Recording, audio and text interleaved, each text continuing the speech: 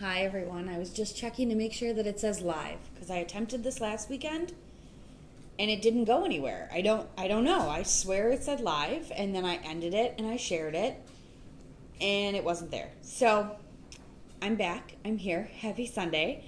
Um though the weathermen were pretty wrong about today, in my opinion, I appreciate the fact that they were wrong because we were able to get a lot more yard work done than we thought we were going to. We looked at the forecast this morning, it looked like rain all day long. And then pretty much the afternoon didn't end up rainy. So my husband was able to get out there, get our grass cut that was desperately needed. And then Cameron helped me threw dirt around. But we got some new planters, and so I wanted to get those ready in front of our house. Just doing some light changes. We got our roof redone this past week. Super exciting things as homeowners. We got our roof redone, and I've been wanting to kind of like change it up and make this house our own a little bit more since we got it. We haven't had to do a ton of painting because I love the colors of the inside of the house and stuff like that. But I do want to change the accent colors on the outside. There's some burgundies out there, and I want to change those to blue. Blue is a super hot color right now. And so the stuff that we have outside is going to go really good with that blue. So super excited, got some stuff planted. Also realized I need a lot more plants and some more soil. If you guys are doing any sort of planting or whatever, make sure you go early. I've heard that, there's shortages of soil and stuff like that, just like there's shortages of wood. So make sure you get out there early. But thanks to my neighbor for giving me some soil that she had left over, I was able to get my stuff planted that I have. We didn't plant the garden yet, but we did go to the Waukesha Farmers Market. And what's really funny is a year ago today, so last year on a Saturday, we went to the farmer's market and bought our plants.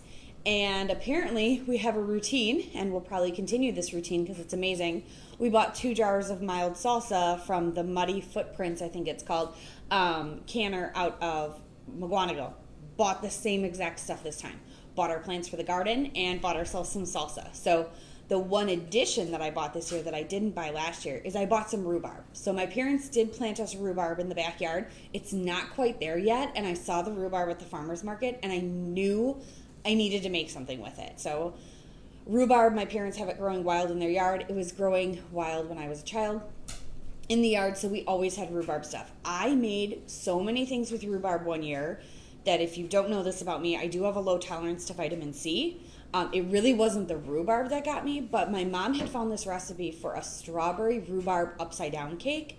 I made that cake so much and ate a whole bunch of it in one sitting or in one day that I ended up breaking out in my hive reaction from my vitamin C allergy. So that's one of the memories that I have with rhubarb, but it has not, turned me away from eating rhubarb or making things with it. So I didn't make the rhubarb strawberry upside down cake. I tried something different.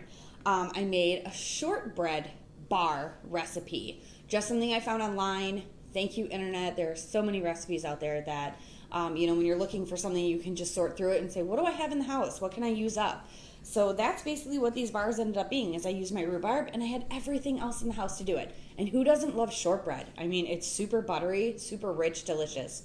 So the interesting thing about this recipe is you make the bottom crust first, and then you actually, while that is happening, or even before that's happening, I guess, you need to soak the rhubarb in grenadine. Yep, the red liquid that goes in to make like kitty cocktails and some other like fancy alcoholic cocktails and stuff. We have grenadine in our house. I don't, some people just have that laying around. We don't use it in a ton of our cocktails. I think we must have gotten it in some sort of gift basket or something. But yeah, so I soaked it. It really brings out the red color of the rhubarb.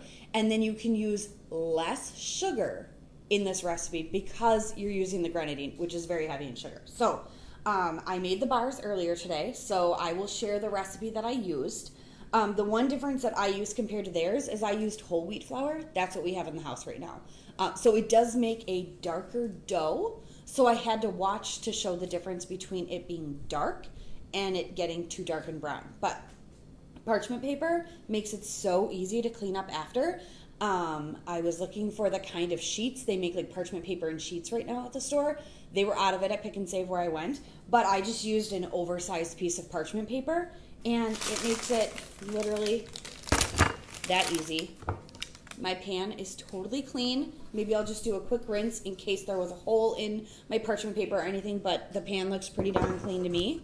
And now I have my bars here. So I did already cut them up. I cut them in a few variety of sizes, but I will pick this up and show you guys. Here is my rhubarb bars. So basically, you make the shortbread dough. You put a little bit more than half of it down on the bottom.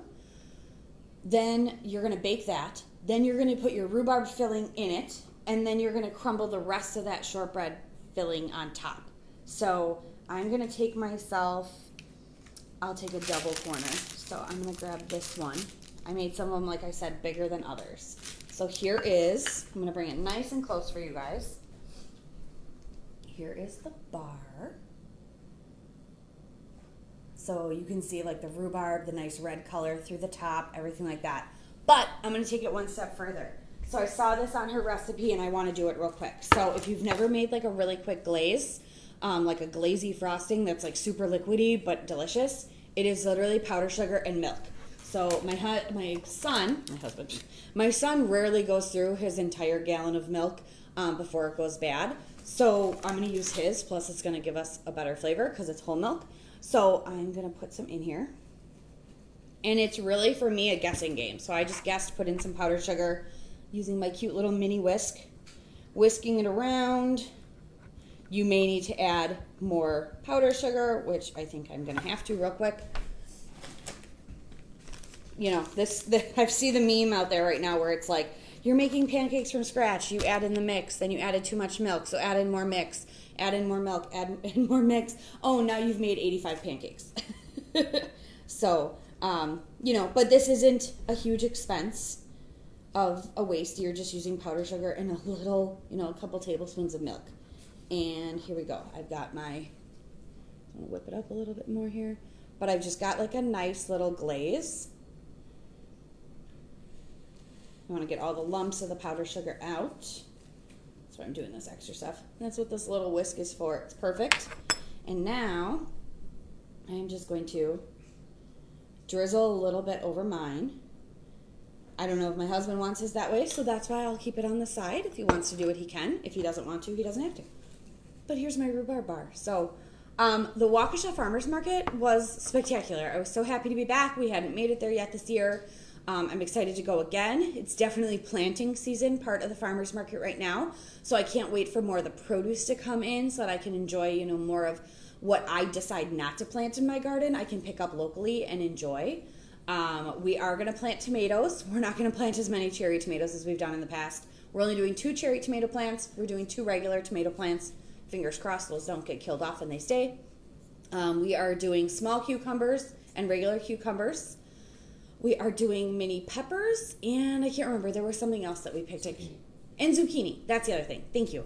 Yes, so that's what we're going to have. And then my mom has bean seeds for me. And then I'm going to have like an herb garden separate from this. So we ran into some issues last year where a lot of our stuff got eaten off by rabbits, which was really disappointing. So I have to go through and make my fence a little bit tighter. My fence was really just to keep my dog out of the garden because she likes to dig in dirt. So now I realize after a couple years that the rabbits have come to find out that there's delicious eats in our garden and eat all of the leaves off of everything, and sometimes the plant all the way down to the soil level. So we will be doing that in the next week, and then I'm hoping to have a really good garden. But I hope everyone has a wonderful Sunday. I hope you guys got to enjoy the weather. Yesterday was pretty warm and steamy. Today it definitely cooled off. Looks like this week's going to be a little bit all over the place, but hope you get to enjoy it, and I'll talk to you guys soon. Check out the Waukesha Farmers Market, though. It's totally worth it. Bye.